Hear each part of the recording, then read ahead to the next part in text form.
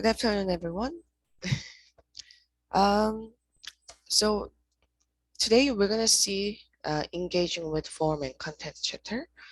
Um, so artworks communicate visual ideas just as speaking and writing communicate verbal ideas. In order for viewers to engage with art, we must interpret the visual language of the artist.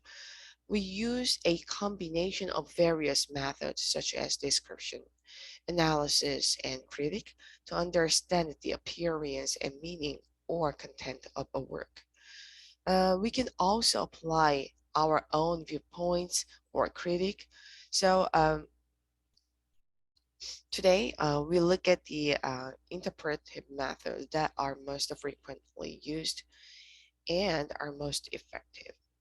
And this chapter is very important for you because you are going to see an essay question in the midterm examination, and you will analyze an artwork by one of the analysis method in this chapter. So please read this chapter carefully.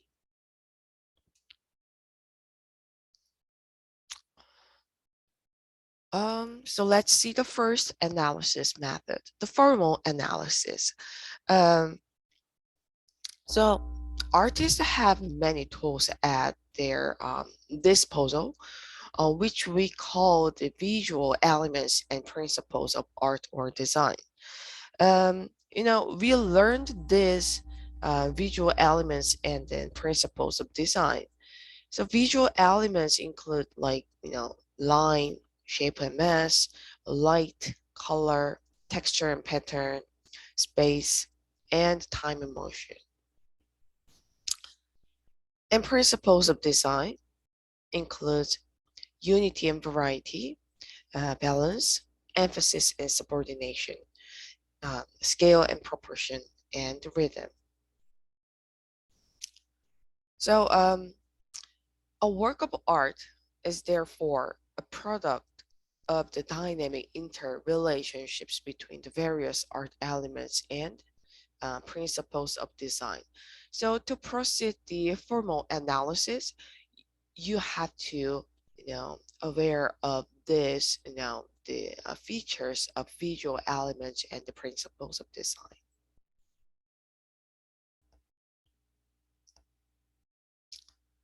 So here is definition of the formal analysis.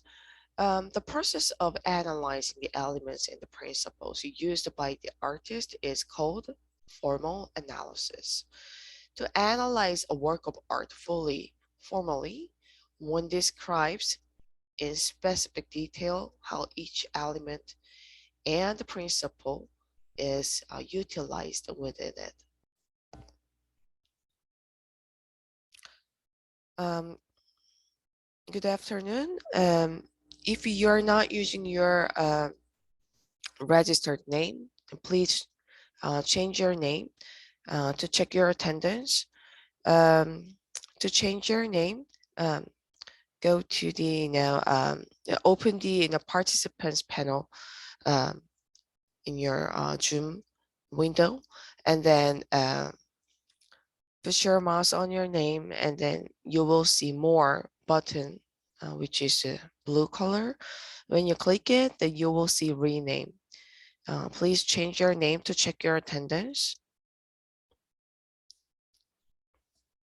And let's move on with the actual example um, to do the formal analysis.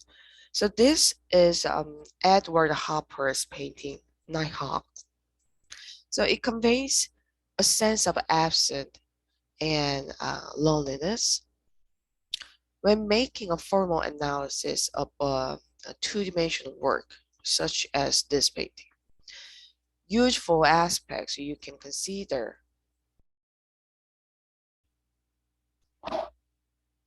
um, are the location of the objects, and the colors used, and the relationships between the parts of the composition. So, in front of this building, The sidewalk wraps around a curved diner on the street corner, cutting off the group of people inside, whom we see through the glass outer walls. The inside is brightly lit in contrast to the street outside. So this makes the room particular area of emphasis in this picture. It further draws our attention to the people, and together with the use of brilliant color in yellow wall behind the counter, um, expose them clearly to us, showing how isolated they are. The stark contrast between the woman's uh, yellow dress and the hair and the black suits and the hats of the two make customers and the white uniform of the waiter make the figures more distinct. So both within the scene and from one another. So that is formal analysis based on the visual elements and the principles of design. Now let's move on to the stylistic analysis. We recognize a style in our own lives. In the way we dress and arrange our hair reflects our personal style. And artwork also have a style or a specific characteristic that make them um, look the way they do.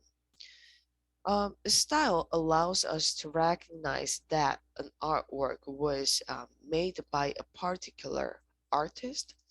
Um, a group of artists might share a style because they all used similar techniques, worked at the same time, or studied in the same place. So style can be individual or shared by a group, school, by period, or movement. Analyzing style allows us to make connections between artworks. So let's see the examples. So these are, you will see two paintings here. And these are Impressionist artist paintings in 19th century. The left one is made by Claude Monet, and the right one is made by Pierre um, Auguste Renoir, who are Impressionist artists. So Impressionism uh, is a 19th century art movement characterized by a relatively small, thin, but visual brush strokes and open composition, um, emphasis um, on accurate depiction of light in its changing qualities, and often accentuating the effects of the passage of time. Ordinary subject matter, inclusion of crucial elements of a human perception and experience in unusual visual angles. So Impressionism originated with a group of Paris-based artists whose independent exhibitions brought them to prominence during the 1870s and 1880s. So as you can see, these two paintings techniques look very similar, right? And the colors, the texture looks very similar. So like that, um, now, art have styles, and to analyze that style called like a stylistic analysis. So like the Impressionists, many artists who saw the similar concepts and the trends made a group, and they shows their similar styles. Now let's move on to the iconograph, iconographic analysis. Um, Iconography Ikije means the visual images and the symbols used in a work of art and leads to an impre- um, interpretations of the work's meaning. An iconographic analysis identifies objects and figures in an artwork as signs or symbols that can reflect religious or historical context, and the meaning of which was often more directly understood at the time by a specific culture, but many now be less apparent to us. So let's see the iconographic analysis with the actual example. So this is Impressionist artist Edward Monet's painting in 1882. The painting is rich in details, which provide clues to a social class and background. Um, the woman at a bar is a real person known as Susan, who worked at a bar in the early 1880s. And for his painting, Monet posed her in his studio by including a dish of oranges in foreground. The Monet identifies the barmaid as a prostitute, according to art historian Larry L. Ligo, who says that Monet habitually associated oranges with prostitution in his paintings. And one of his meaning is orange on the right bottom, and it symbolized um, prostitution in his painting. So that is iconographic analysis to find all the specific meaning or with the um, you know iconography of a work of art. So there is a video about this painting in the Moodle Room page week 5-1. So please watch the video to deeply understand the iconographic analysis. Now let's move on to the contextual analysis, which is the last one. Um, the content or meaning of a work of art varies greatly between artworks. To understand the context of a work of art fully, you will usually have to undertake some research in addition to looking very closely at the artwork itself. So as you can see, there are two contextual analysis. One is by religious context, and the other one is um, historical context. Let's see one by one with the example. So we're gonna see the religious context analysis with this church. So in Middle Age, um, about for 1,000 years between 5th century to 14th century, Christianity art flourished in Western culture. This is one of the famous architecture type in Middle Age, which is called Gothic style. And the Gothic style was stirred by uh, uh, by a powerful French abbot named Suger, who wanted to enlarge and remodel this church.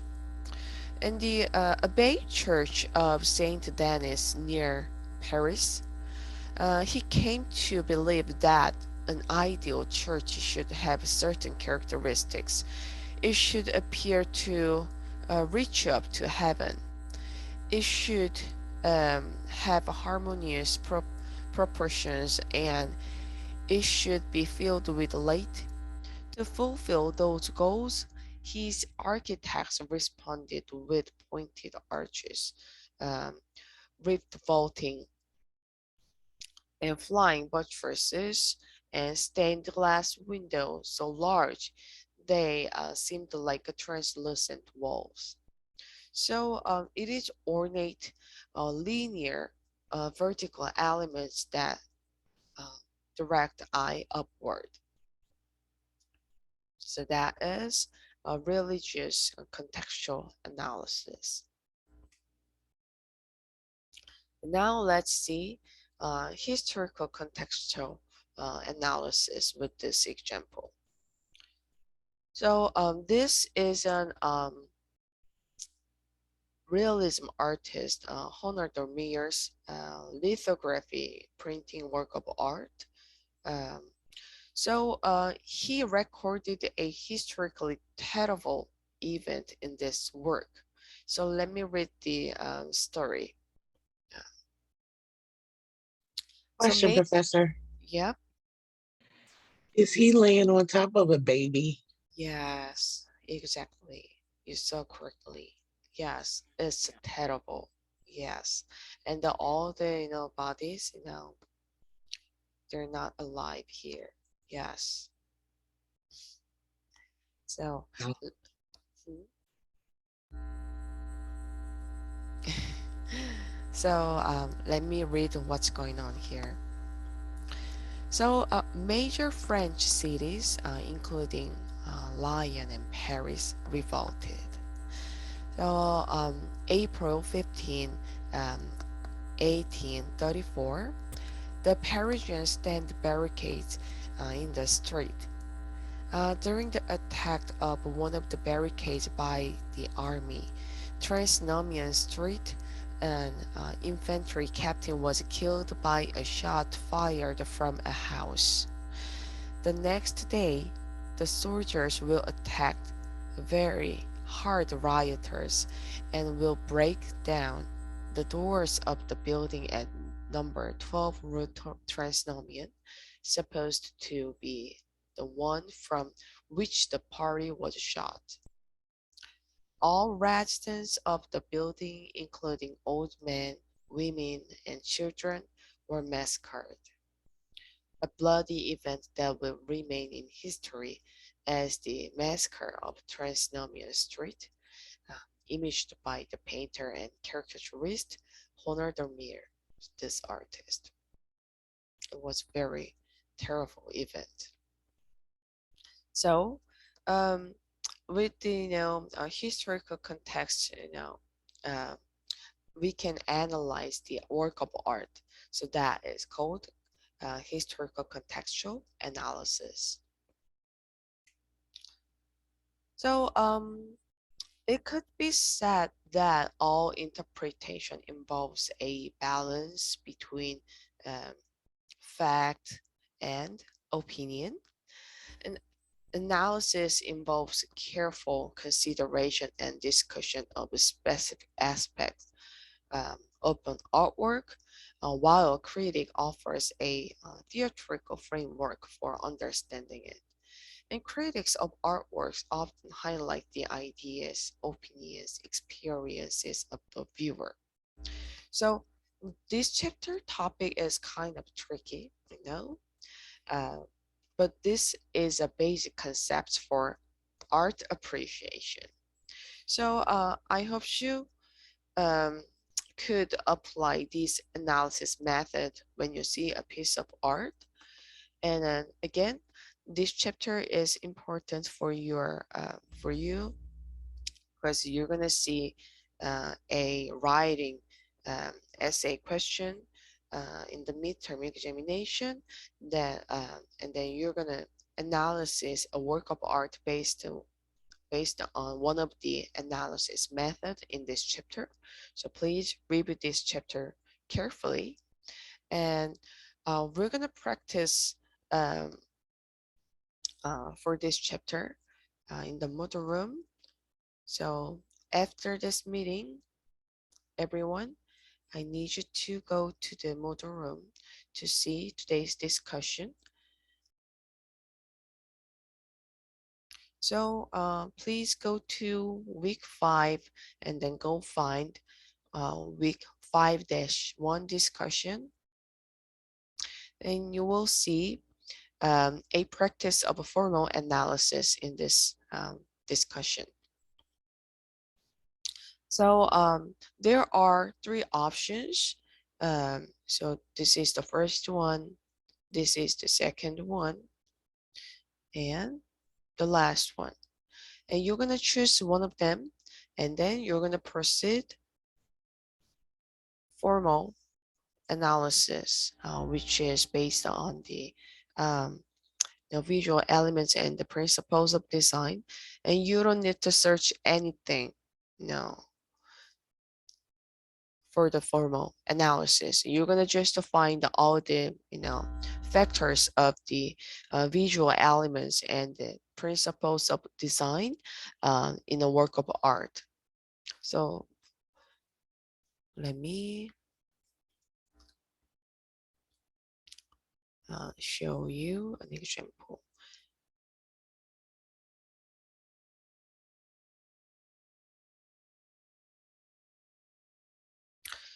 So, this is a, formal analysis factors, you're gonna find all these, factors like the visual elements and the principles of design. Again, you know, visual elements has, line, shape and mass, light, color, texture and pattern, um, shape and mass, uh, shape and time and motion. And in principles of design, unity and variety, balance, emphasis and subordination, scale and proportion, and rhythm. So based on this, when you see a work of art in the discussion page, now for example, in this work, I can see um, these two, there's a couple, and um, this is the emphasis part, and then my opinion, this lady, the pregnant lady, is the focal point in this work of art, and the rest of part of the um, work can be the subordination as the background, and um, the color. Um, there is a red color in the background, and the lady is wearing on the green dress, which are the complementary color to stand in the viewer's eyes. So to the artist to use the complementary colors in these parts with this pregnant lady, um, he highlighted the lady as a focal point in this work. And the also I can see all the the details described very a realistic style. um, um, so I guess the artist used the imply the texture in this work of art. Also I can see the space here, because I can feel the space on the um, two-dimensional surface, and the artist used definitely the one-point perspective to um, create the implied space here, like that. So that is formal analysis. Any question about this activity? No, ma'am.